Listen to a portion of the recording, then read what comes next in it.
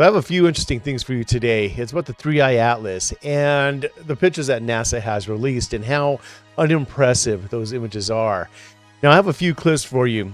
One's going to be with Avi Loeb talking to NewsNation. We're going to play that one last. First one we're going to play here is going to be from a smaller YouTube channel. Well, he has 116,000. He's not that small. His name is Ray's Astrophotography. Now, Ray is an interesting guy. He's a very intelligent guy. You can tell just by watching his videos.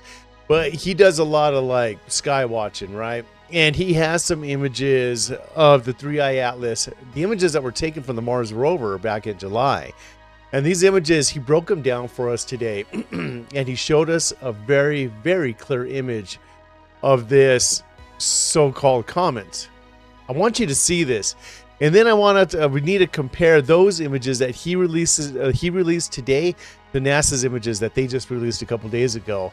And it just goes to show how terrible NASA's images are.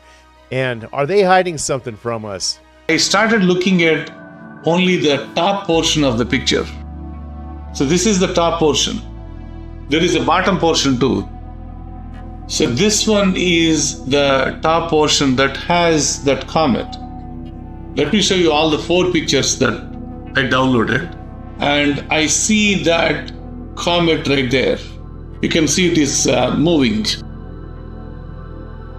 I believe it is going to jump here and there. But you can see that's the comet's picture that you are seeing in this picture.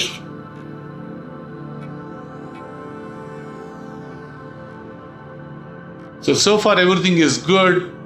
We went to the Hubble website. We downloaded the picture.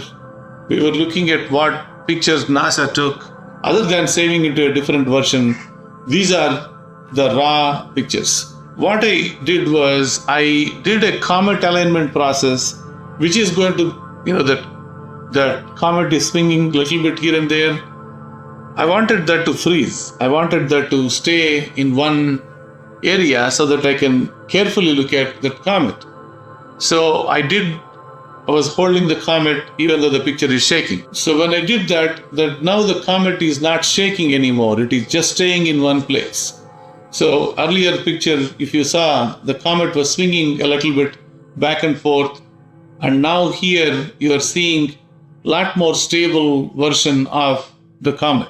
I do see a little bit of rotation here, but I don't want to confirm it by looking at this moment. I wanted to use the false color like what NASA is showing, so that way we can compare this and this. I removed the noise and I put a false color. That's all the difference between the previous stack that you are looking at and this one.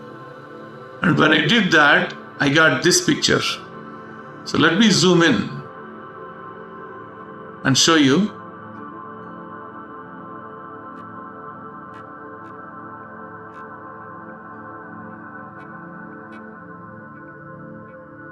So I zoomed in and I'm showing you, even if you're on cell phone, I hope you're able to see this clearly.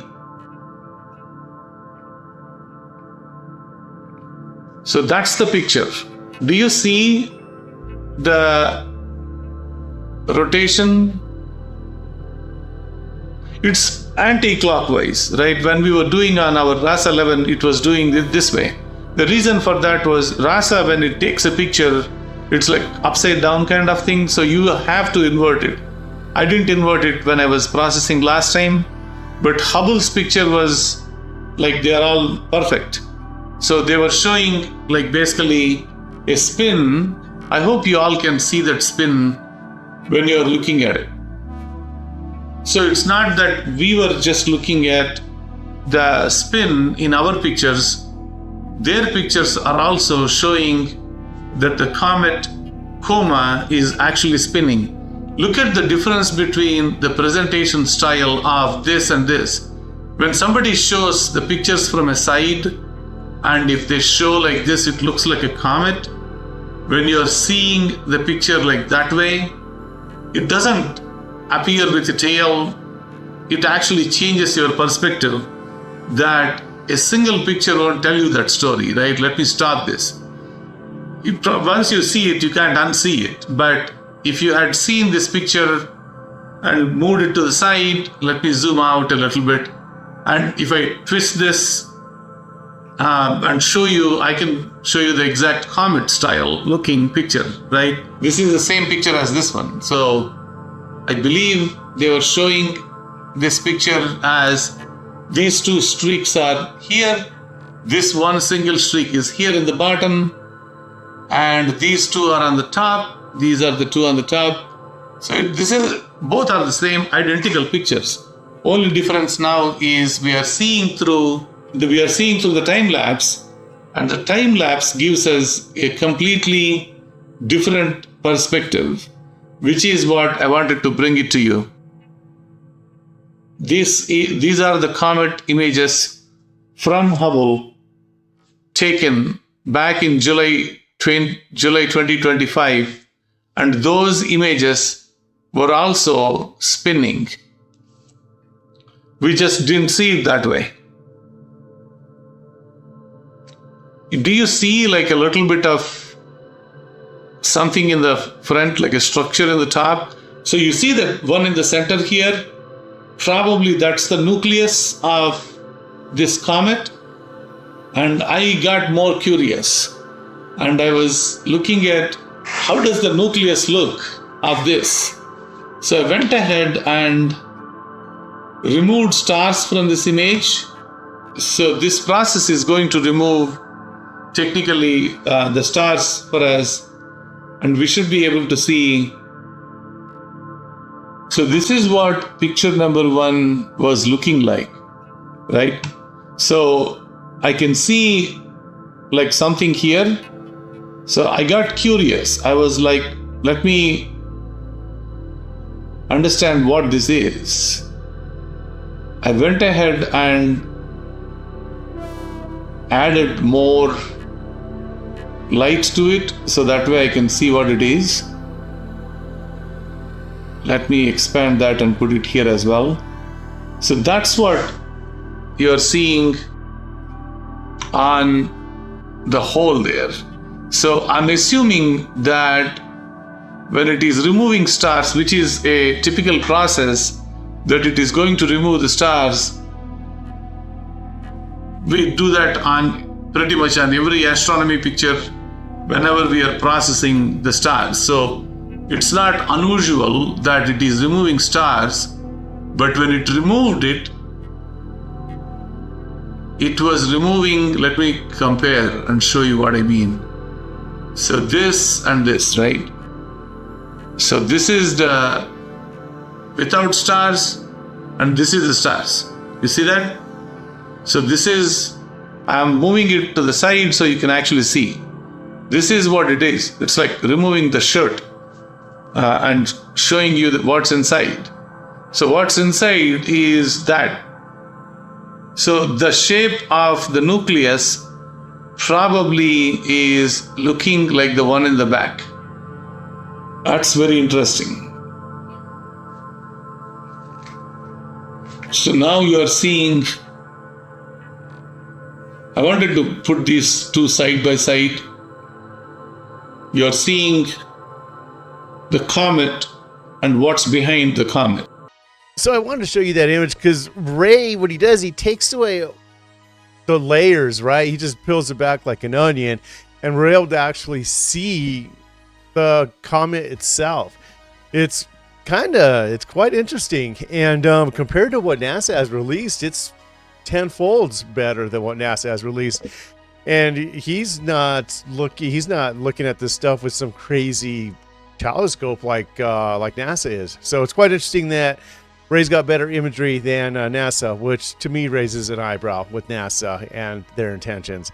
Now we have a clip of it's going to be the NASA went live when they showed all this stuff. It's going to be a short clip, them talking and showing the imagery that they have there. And I just want you to think about it in your head when you're looking at that. Remember what you just saw with Ray's. NASA-funded telescope, the Atlas Survey Telescope in Chile, first reported observations of the comet on July 1st, 2025 to the Minor Planet Center. And NASA has been tracking and studying Comet 3I Atlas ever since. We're here today to give you the latest of what we know about Comet 3I Atlas and what we still want to know. But first, what is a comet? It's a small, natural solid body that is a combination of rocky and icy material that evaporates as it warms when it's close to a star, like the sun. But to start with, I'd like to address the rumors right at the beginning. I think it's important that we talk about that. This object is a comet. It looks and behaves like a comet, and all evidence points to it being a comet. But this one came from outside the solar system, which makes it fascinating, exciting, and scientifically very important. This is only the third interstellar object like this that humanity has ever found. What I find interesting about that clip is that he wants to make it very clear that this is a comet. I almost feel like he's addressing Avi Loeb specifically. Now, we're going to watch another clip here. This is an interview with NewsNation and Avi Loeb and his concerns about the images that NASA has just released. Now, in this interview, you're going to hear Avi Loeb tell the reporter that NASA didn't address any of his concerns. The whole thing with the nickel, the abundance of water, all of those things that he finds to be a bit anomalous and a bit strange when it comes to comet characteristics, NASA's not speaking upon those. Here it is. My next guest spent months pushing for these images to be released, so is he now convinced that it's not alien technology? Let's ask him. Harvard professor Avi Loeb joins me now. Okay, Avi, you've been telling me for months now that you think this might be an alien object. Is this a disappointment?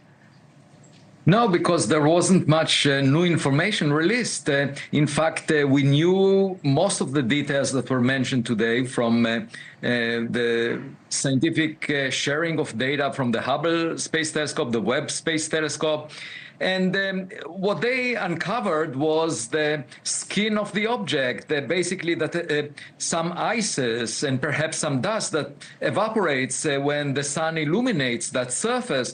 But even if you consider a spacecraft that travels through the cold interstellar medium, it would accumulate over time ices and dust on it that would be released, and you don't need large quantities to explain that data, and you're not supposed to judge a book by its cover. So wait, so are you saying it could still be an alien object?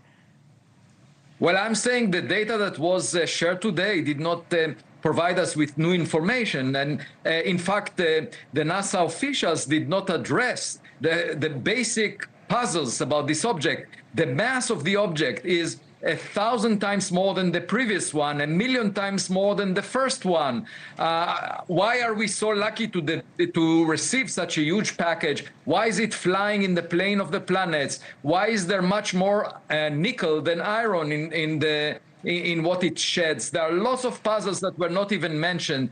And, as Sherlock Holmes noted, there is nothing more deceptive than an obvious fact. They basically say that it's a familiar comet, but are not willing to address those anomalies. They didn't mention any of them, and there are no solutions as of yet. In fact, the most exciting data was collected in recent days by amateur astronomers. They did not invest $1 billion in space telescopes. They used amateur astronomer telescopes that you can buy in thousands of dollars, and they provided us with insights about the jets coming from 3i Atlas.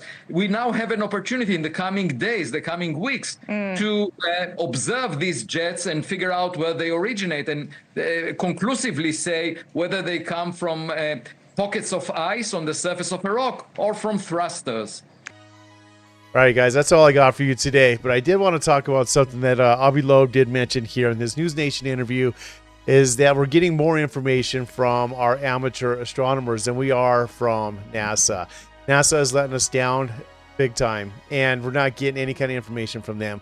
They're being completely silent on this, and I say that with knowing that they just dropped these images a couple days ago. These images don't tell us anything that we didn't already know. So what's that about? Makes you wonder, right? Give Ray a follow, you guys. Go show him some love. He is an amateur astronomer, and he is providing us with more information than NASA is providing us, which is absolutely insane to me. So I give Ray some props. Absolutely amazing individual. You guys, I hope you enjoyed the video. Everything that we have here will be linked down below. Go show Ray some love, and I'll catch you guys in the next one. Peace out.